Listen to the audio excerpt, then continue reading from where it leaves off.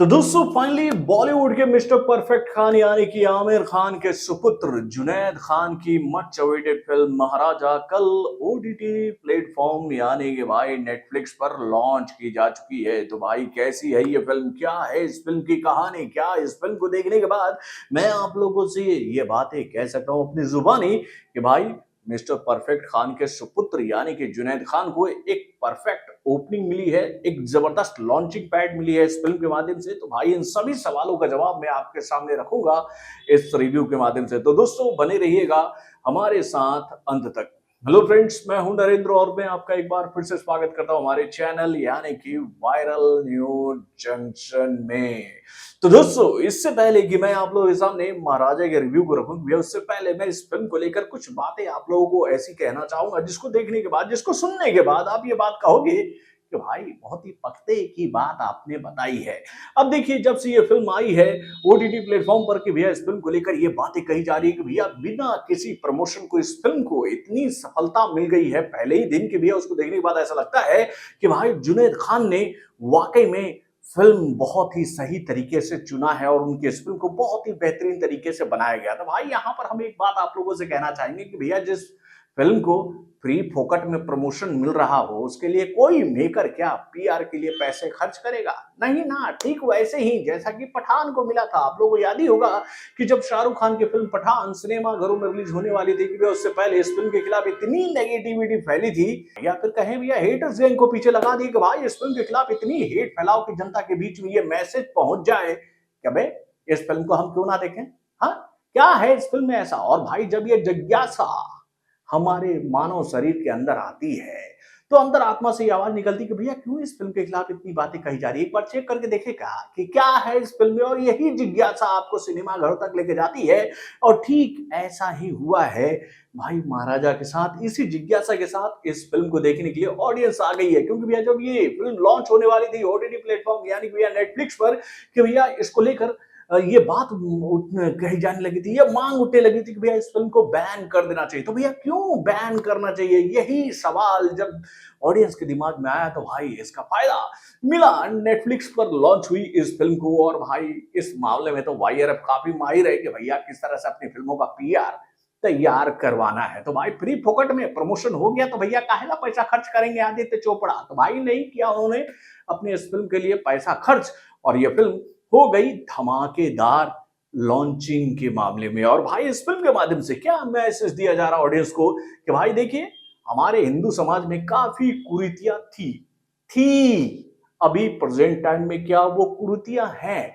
तो भाई इस फिल्म को जब आप देखोगे तो आपको यही बात बताने की कोशिश की जाएगी कि भैया इस फिल्म में वो विधवा विवाह, सती प्रथा, घूंघट और जितनी भी सारी कुरीतियां हमारे हिंदू समाज में थी ना, उसको लेकर ये बात बताने की कोशिश की जा रही है कि भैया हिंदू समाज कितनी कुरीतियों से उभर कर बाहर आया है। यानी कि भैया हम आज विकसित हो चुके हैं। तो भाई क्यों बार बार हिंदू समाज के इस उन पुरानी कुरीतियों को आप उधेर कर ऑडियंस के सामने रखना चाहते हैं? भैया आपके पास तो अभी भी और भी बहुत सारे कंटेंट हैं मेरे भाई।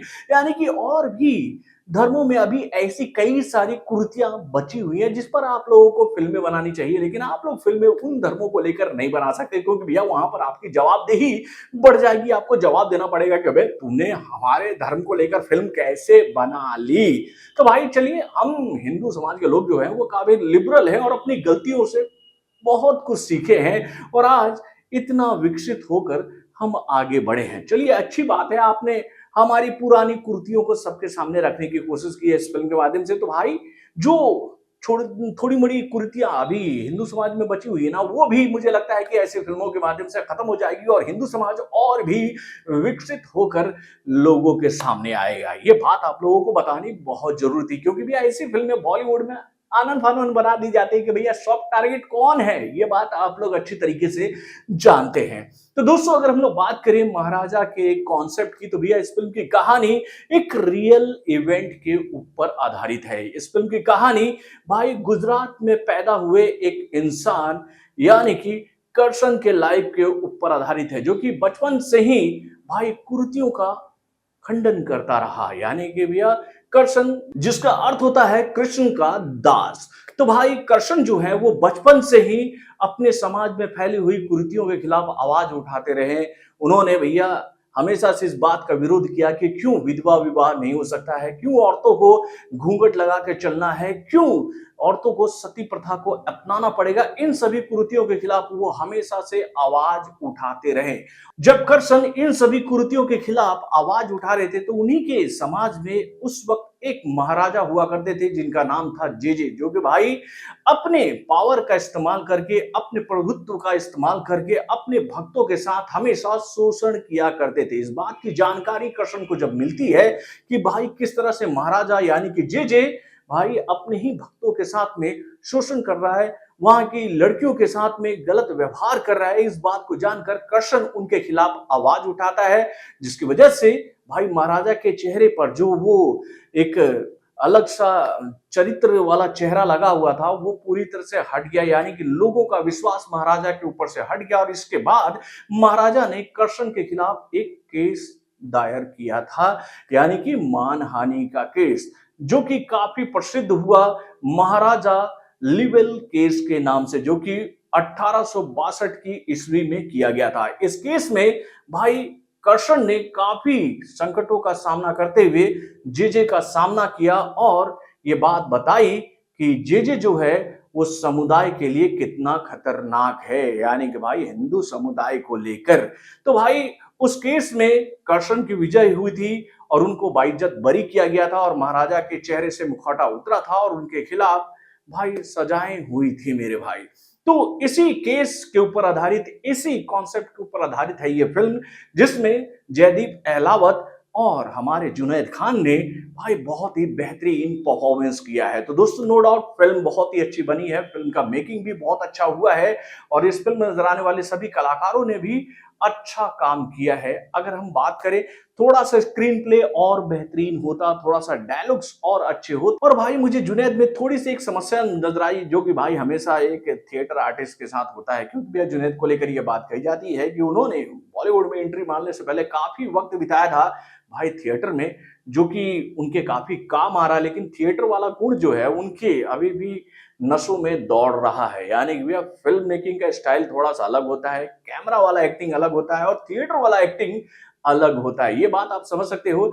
जब कृष्ण के अवतार में नजर आ रहे जुनैद जो है वो अपना आखिरी मोनोलॉग लोगों को बताते हैं ना, उसमें आपको ये बात समझ में आ जाएगी कि भैया उनके अंदर अभी भी प्ले वाला गुण काफी बचा हुआ है। तो मुझे ऐसा लगता है कि आने वाले दिनों में जुनैद खान जो है वो कैमरा वाला एक्टिंग भी सीख लेंगे। लेकिन भाई जुनैद को लेकर मैं एक बात तो जरूर कहना चाहूंगा कि भैया इनके परफॉर्मेंस को देखने के बाद ऐसा नहीं लग रहा था कि भैया ये फिल्म उनके कैरियर की पहली फिल्म है। पहली फिल्म में उन्होंने जो परफॉर्मेंस किया है उसको देखकर हम ये बात कह सकते हैं कि जुनैद भी बॉलीवुड के लिए एक बेहतरीन कलाकार साबित हो सकते हैं आने वाले दिनों में।